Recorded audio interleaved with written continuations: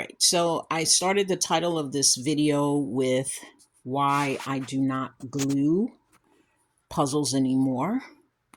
And what I am a fan of is using a temp liner on the puzzles. And I mean, look, you can use a permanent if you'd like, but I use a temp liner on my puzzles, shelf liner, contact paper, anything that's removable.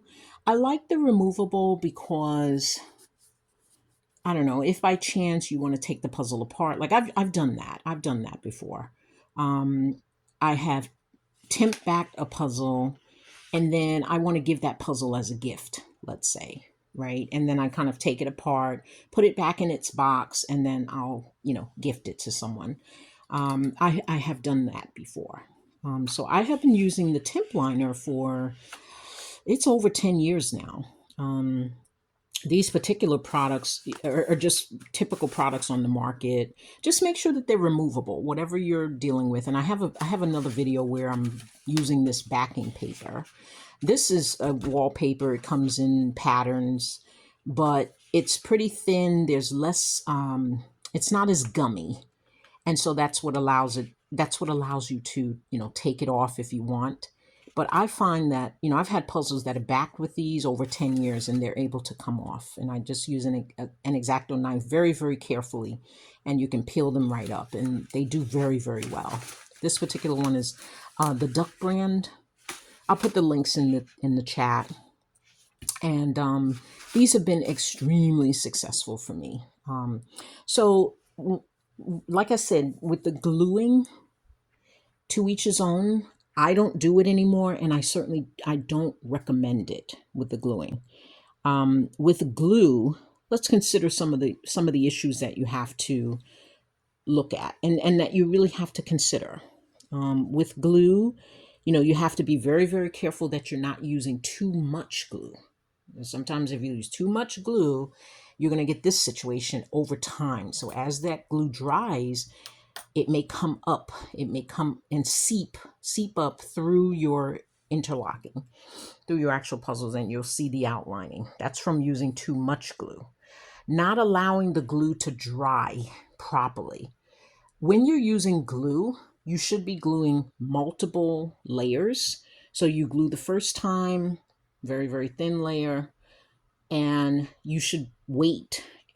Look at the instructions on the glue if that's what you're going to be doing. Most glues are 24 hours. And so when I would glue first layer, 24 hours. Next layer, 24 hours. Next layer, 24 hours. And you're waiting and waiting. And these puzzles are laying flat on your tables. They're taking up space, that whole thing. And so it's a long, arduous process. You come back, you wipe a little bit, you see what's going on. Running out of glue, it was a problem that I ran into. I have a large puzzle collection. At any given time, I am gluing, I'm preparing, I would be preparing a lot of puzzles. I'm also a puzzle framer, so I frame quite a few puzzles at the same time. And so usually I'm working in bulk with my puzzles. And so running out of glue, was definitely a problem. Even when I use my temp sheets, these I have to keep in stock. And what I like about them is you get a lot. You get a lot on that roll right there. So I barely run into situations where I'm running out of the product. If you're gluing, one of the other problems is brush stroking.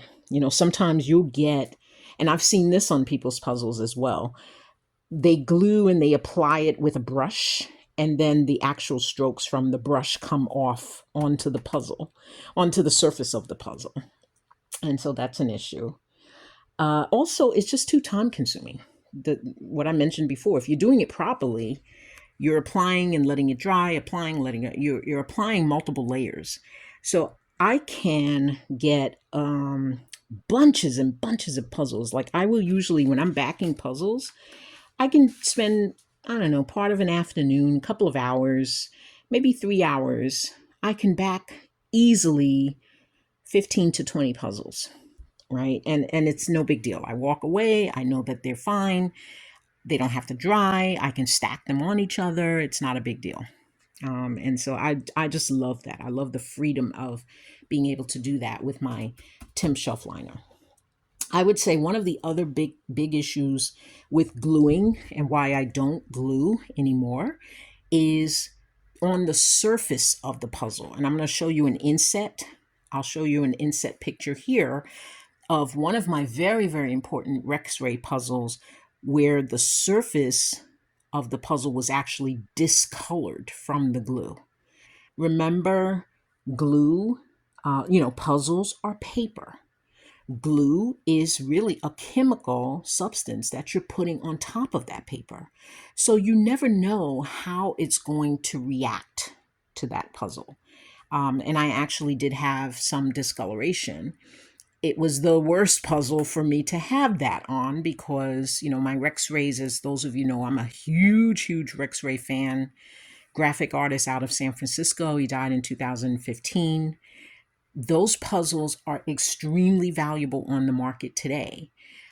So this particular Rexray, and I think it was my very first Rexray that I did years ago, and I glued it, and it had that discoloration where it should have been white. It was kind of an off-white, and I didn't know until the whole thing was dry, and it was devastating. It really was devastating. I thought, oh, geez, and I think the puzzle warped a little bit too, to be honest with you. So it had those two problems. I was devastated with that. And I was very careful with it. I figured that I had a decent gluing technique. I was trying to avoid all the pitfalls with it, and I still ran into it. Luckily, I was able to grab a second Rexray puzzle. I was able to repair the first one, and I used the first one, and I have the second one in my collection. So, luckily I was able to grab that. Today on the market, that particular puzzle is, well, it's really headed towards about the $200 mark on the market today. And so, like I said, if you're a collector, you're a curator, you want to have techniques in your arsenal when you're handling your puzzles. You want to have techniques that will minimize potential damage to the puzzles. You always want to be concerned with the damage, the potential damage that you will do to a puzzle. So I will have another video where you'll see how I repair these. I'm going to take them out put them in a decent frame. I will back them, and then I'll be able to repair these guys. But yeah, that's kind of it for why I do not glue puzzles or recommend gluing puzzles. Okay, I just wanted to show you some examples of what can happen when you're gluing your puzzle. And this is, again, just why I don't glue. I don't use glue for my puzzles. And I just wanted to show you what happens. So this is a puzzle that I glued, and I would consider this kind of a successful glue. I really love these rounded corners, by the way. You get a lot of these in puzzles from the 80s and in the 90s. But I consider this really a successful glue. There are no major issues going on with this puzzle, but I do have it as part of my puzzles to repair. I see a little bit here of a piece coming up. Notice that I have my cotton gloves on. When I'm working with puzzles that have been glued, and some of these older puzzles, I just throw my gloves on, right? Just to give me a little more protection here, and to give the puzzle a little more protection. But this backing, right, is one of these artboard posters. It's archival. And I don't think this was archival. Excuse me on that. But see how this is warped? See how it's like going up and down, a little bit up and down there. Okay. And that's really just what happens on these. And so you can see the foam core. I've placed the archival foam core there because I'm going to repair. I cannot remove the puzzle from the backing. The backing is just there. So what I'm going to do is trim it. I'll trim it down, I'll trim it down to a new archival board, and then we'll frame it properly.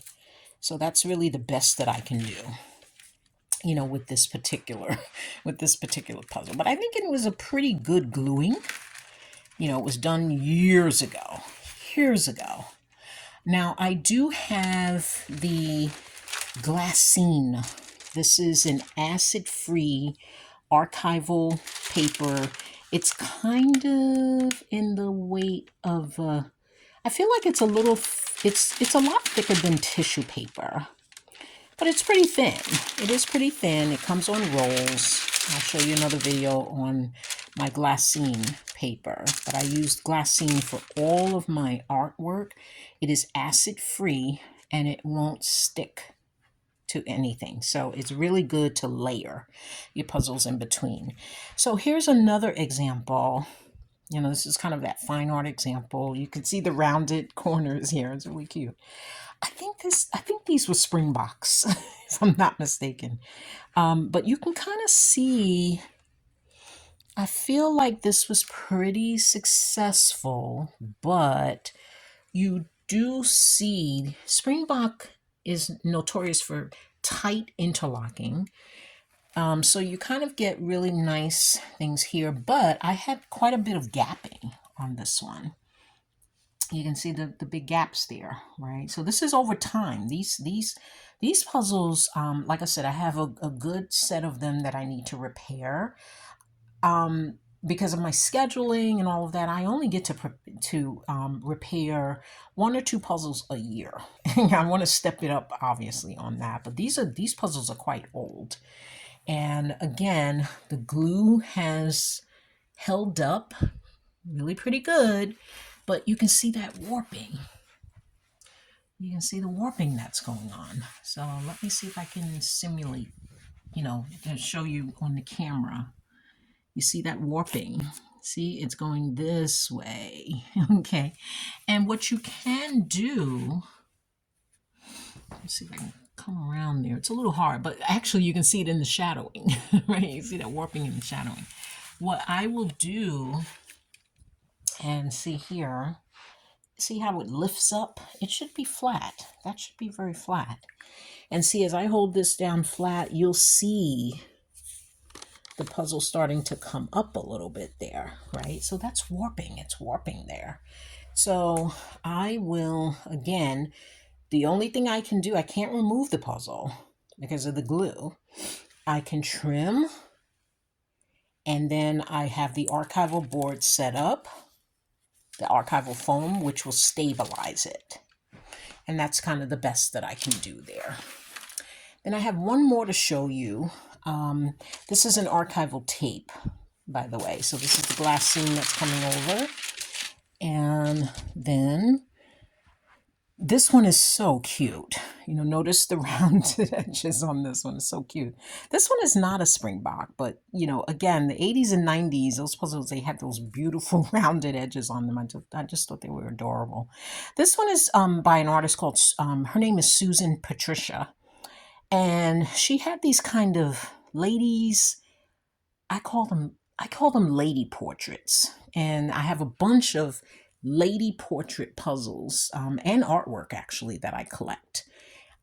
This one is a set of 2. The other one was way damaged, and so I'm kind of having to repair that. Pieces came apart, the whole thing. The frame is bad, the whole thing.